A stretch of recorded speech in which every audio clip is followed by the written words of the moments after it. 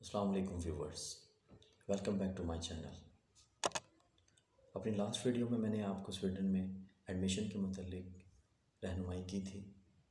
इस वीडियो में मैं आपको बताऊंगा कि आपने वीज़ा कैसे अप्लाई करना है। तो जैसे ही आपका अपनी ट्यूशन फ़ी पे कर देंगे, आपको एक नोटिफिकेशन यूनिवर्सिटी दे देगी। आपने वो नोटिफिकेशन को अटैच करना है अपनी वीज़ा एप्लीकेशन के साथ और वीज़ा फ़ाइल करना है। आपके पास दो ऑप्शंस हैं। एक तो आप ऑनलाइन वीज़ा अप्लाई कर सकते हो, दूसरा आप उसका प्रिंट लेके फॉर्म को फिल करो और एम्बेसी में डायरेक्टली जाके अप्लाई करो। लेकिन ऑनलाइन जो तरीक़ाकार है वो ज़्यादा बेहतर और ऑथेंटिक है और फास्ट है। स्वीडन की ऑफिशियल वेबसाइट, उसका नाम है migrationsverket.se। ये वो वेबसाइट है जिस पे आपने वीज़ा अप्लाई करना है। स्वीडिश में इसे migrationsverket.se कहते हैं, इंग्लिश में migrationsverket.se। इस वेबसाइट पे जाके आपने स्टूडेंट वीज़ा वाले सेक्शन में जाना है। वहाँ पे उसके आपकी मुकम्मल गाइडलाइन दी जाएगी। वहाँ से आपने फॉर्म सेलेक्ट करना है स्टूडेंट्स वाला और उसको फिल करना है। ये फॉर्म काफ़ी लेंथी होता है, लेकिन इसमें एक ऑप्शन है कि इस दौरान आप इसमें ब्रेक ले सकते हो और ये वहीं से कंटिन्यू हो जाता है। और वीज़ा एप्लीकेशन के कुछ चार्जेस हैं 1500 स्वीडिश क्रोनर, जो तकरीबन 30,000 के लगभग पाकिस्तानी रुपीस बनते हैं। याद रहे कि जैसे ही आपका नोटिफिकेशन ऑफ रिज़ल्ट आए, मतलब जैसे ही आप एडमिशन हो जाए, आप फ़ीस फ़ौरन से पे करें और फ़ौरन अपना वीज़ा अप्लाई करें, क्योंकि आपको मिनिमम सेमेस्टर के स्टार्ट होने से 3 महीने पहले आपने वीज़ा अप्लाई करना है, क्योंकि इनका प्रोसेसिंग टाइम 2 से 3 महीने तक आराम से लग जाते हैं इसमें। जैसे ही आप वीज़ा अप्लाई कर देते हैं, आप अपने करीबी सफारत खाने में, मुझे करीबी इस्लामाबाद का कॉन्सुलेट है, तो आप वहाँ पे ईमेल करके उनसे एक टाइम लेते हो जिसमें आपने वहाँ पे जाके इंटरव्यू और अपना बायोमेट्रिक देना होता है। तो एम्बेसी की तरफ से आपको ईमेल के ज़रिए ही वो टाइम दे दिया जाता है। इस पर आपको कॉल करने की ज़रूरत नहीं होती।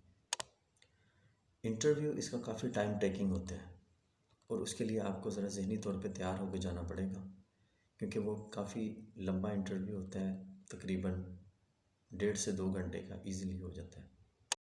और उसमें आपको वो हर तरह के सवाल पूछ सकते हैं और जिन पर फोकस होता है वो आपकी प्रीवियस स्टडीज़ के बारे में आपको बहुत अच्छे से पता होना चाहिए कि आपने अपने गुज़िश्ता कुछ सालों में, स्पेशली जो लास्ट डिग्रीज़ की हैं, उसमें आपने क्या पढ़ा है, कौन से सब्जेक्ट हैं, उनको सब्जेक्ट्स के बारे में सारी डिटेल्स आपके माइंड में फ़्रेश होनी चाहिए। क्योंकि हमारे यहाँ अक्सर ऐसा होता है कि हम लोग स्टडीज़ में गैप आ जाता है 3-3, 4-4 साल, 5-5 साल।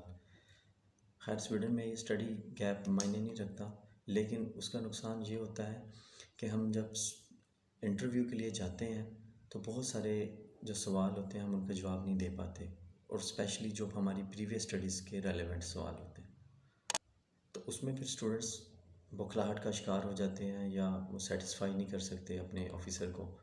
तो इस तरह से फिर वो आपके नेगेटिव कमेंट भी पास कर सकता है, जिससे आपके वीज़ा पे असरात हो सकते हैं और आपको रिजेक्शन भी मिल सकती है। वैसे अगर आपका इंटरव्यू अच्छा हो जाए तो आपके 90% चांस, शायद इससे भी ज़्यादा चांस हैं कि आपको वीज़ा मिल जाएगा। लेकिन आपका इंटरव्यू ये बहुत ही ज़्यादा ज़बरदस्त होना चाहिए।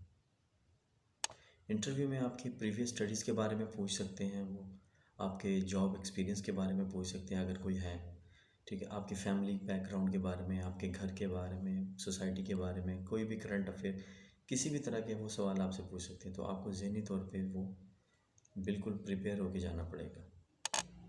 और जब आप एम्बेसी में जाएं तो एक चीज़ का आपने बहुत एहतियात करना है कि आपके पास कोई सवाल जवाब लिखे हुए ना हो इंटर होते वक्त। उससे पहले पहले ही आप उन्हें डिस्पोज़ कर दें।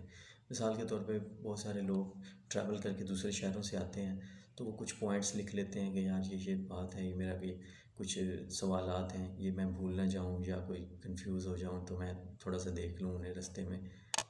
तो वो जितने भी सवाल जवाब हैं वो आपने जो लिखे हुए हों तो वो आपने एम्बेसी से बाहर ही डिस्पोज़ कर देने हैं।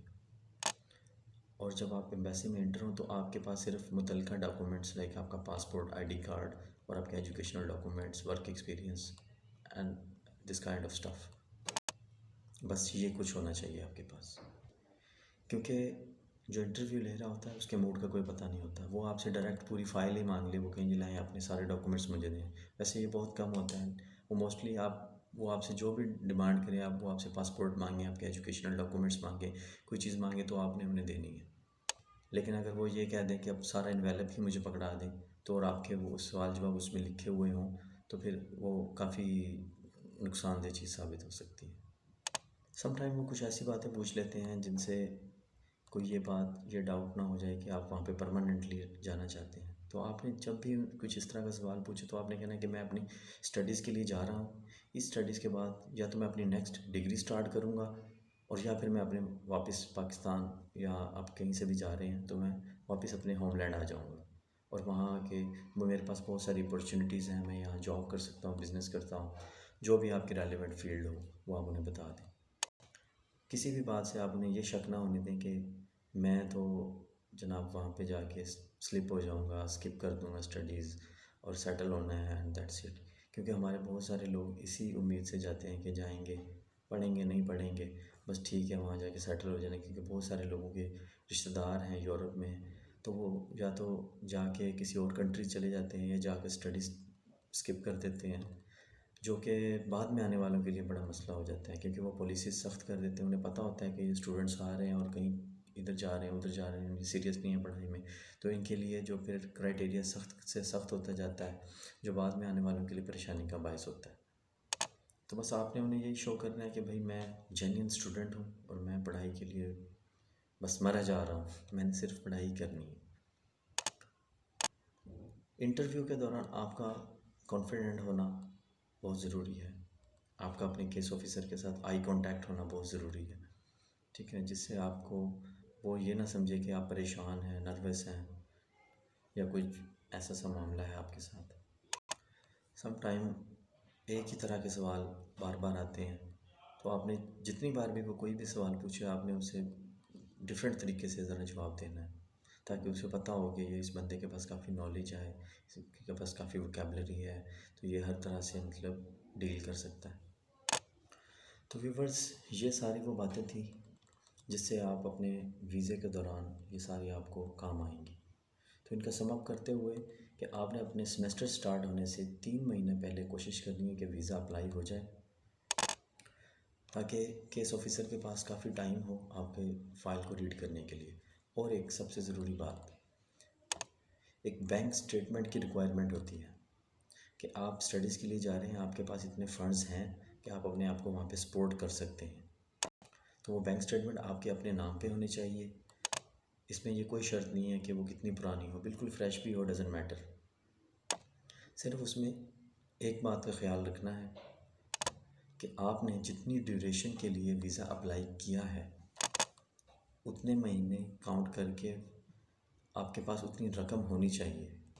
क्योंकि उनके एक महीने का ख़र्चा 8,514 स्वीडिश क्रोनर है।